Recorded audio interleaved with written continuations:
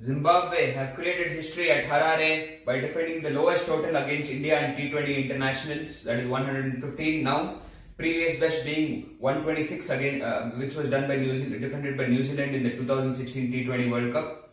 So they really played fantastic cricket today, and they were really impressive. They are also a young side which are looking to show their name back in the world cricket after a slight downfall in Zimbabwe cricket, and they were absolutely fantastic.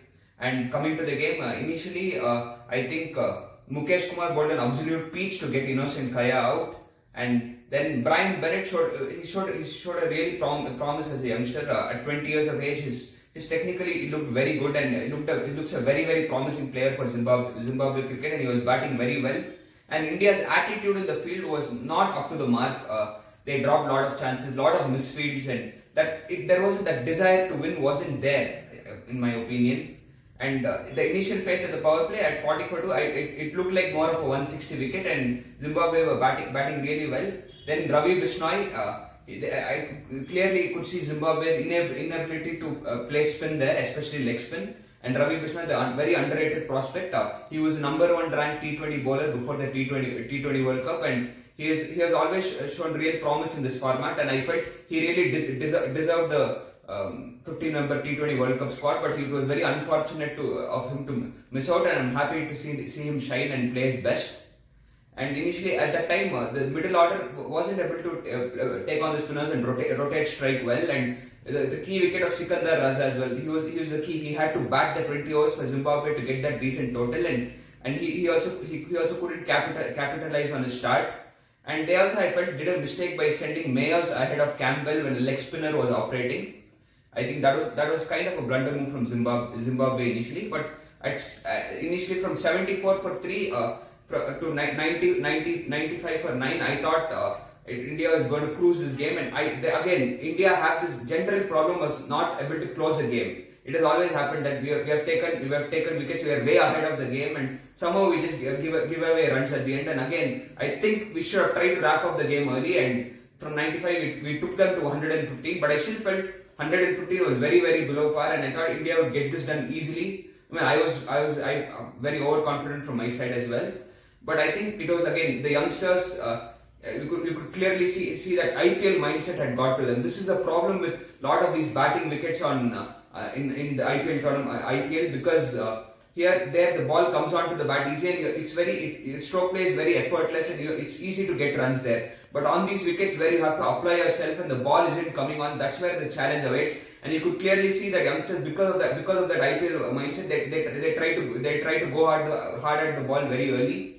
Except for Shubman Gill and Ruturaj, who stuck to basics and focused on good stroke play. Ruturaj got out nicking one, but he did look comfortable initially. Except for them, everyone was going too hard at the ball. Abhishek Sharma was again trying to just whack every ball, and Riyan Parag, I think he needs to let go of his ego. I think that unnecessary that attitude of feeling high of himself. He's really talented cricketer, and he has a lot of potential. He just needs to let go of it and spend some time and apply himself. He's definitely capable. I think again he missed out, and Rinku Singh again, I don't know. So someone I think who people were backing, who should have been in the World T20 playing such a poor shot in that situation was really disappointing to see. So yeah, the youngsters, just that inexperience, it was clearly visible, the inexperience and the problem of playing IPL on these easy batting wickets. This is why I request the BCCI to get those neutral wickets where there's equal game between bat and ball. These 150 to 180 games is what we need, because IPL might give you those big scores and entertain the crowds, but it's not going to up the game of these upcoming talents of Indian cricket to the fullest. Or at least you should let the youngsters travel around, play county cricket. They need to technically evolve. Cricket is not just about smashing every ball. And this strike rate and all this needs to stop, in my opinion. And clearly, because of that, we could see that result reflecting there.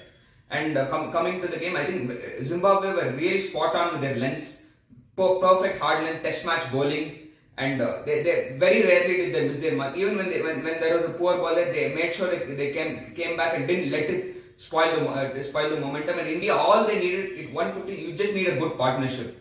But they just unnecessarily threw their wickets away, in my opinion. All you needed was to spend time on the wicket, wait for the bad balls, respect good bowling, and I think that was really lacking. I think that over excitement of the youngsters and the pressure of playing your initial stages as well. You might get that thing that if I get on boundary, I get that confidence and that excitement as well. These got to them. They will learn with time. People are being very harsh, like saying this guy is not good, this guy is not worth the hype. No, this is just the start of their careers, man. They have a lot to learn. We have to support this young team. We have like Virat Kohli and Rohit Sharma. Rohit Sharma initially that 2012 phase, just go see how people are saying this guy shouldn't be. He's overhyped. Now see, he's one of the India's best openers, and he has lifted the T20 World Cup as a captain. And even Virat Kohli, he did take time, and now he's grown as India's most consistent player. So you have to give time for these youngsters. There is no point just cribbing about it because of one game. And I believe that they will learn and they will find their way. We have good support. We have Levi Luckman, who has been there for years coaching this young side in this tour, and I'm pretty sure they will come back stronger. So please don't be harsh on them, guys. And more than blaming India, I would like to respect Zimbabwe for the kind of cricket they played. And just look at their ground fielding. In the 30-yard circle, the number of singles they stopped. They failed to stop every run. They didn't let the scoreboard move at all. Absolute top-class stuff. And talking about their captain, Sikandar Raza, he's one of the most under-celebrated cricketers ever. 4,000 runs in ODIs with 36 average, 88 wickets. And then we have 1,900 plus runs with 63 wickets. And he's always been consistent and performing, and just that he hasn't got that recognition he deserves, and I'm really happy for him. And the way he captained this side and the commitment with which he led this team today was really impressive. And he's really an amazing cricketer who deserves more respect, and I'm happy for him. Overall, if you see, India didn't play their best brand of cricket. Washington Sundar also got us close. I think you can see that a few players who have played represented India before at some games, they were able to show that resistance. Gill also focused on playing good shots, and he didn't play any unnecessary lofted shots that tried to slash the ball. And I think that arm ball by Sikandar Raza was an absolute peach to get him out. You deserved a good ball. Shubman Gill was actually batting beautifully on this wicket, and he deserved such a delivery to get him out. That arm ball was just an absolute jaffer of a delivery. And if you see Washington Sundar as well, he showed good resistance, but unfortunately he didn't have support at the other end. He had to take it all himself, and all you needed to do at that stage was ensure you don't miss your mark too much. I think Zimbabwe initially it looked like they were missing their mark there. They bowled a lot of short deliveries and on the slot, which gave that hope, but they held their nerve at the end, and especially that stop by Campbell at the end when 14 or 4, the way he fell and stopped it, man, that was great.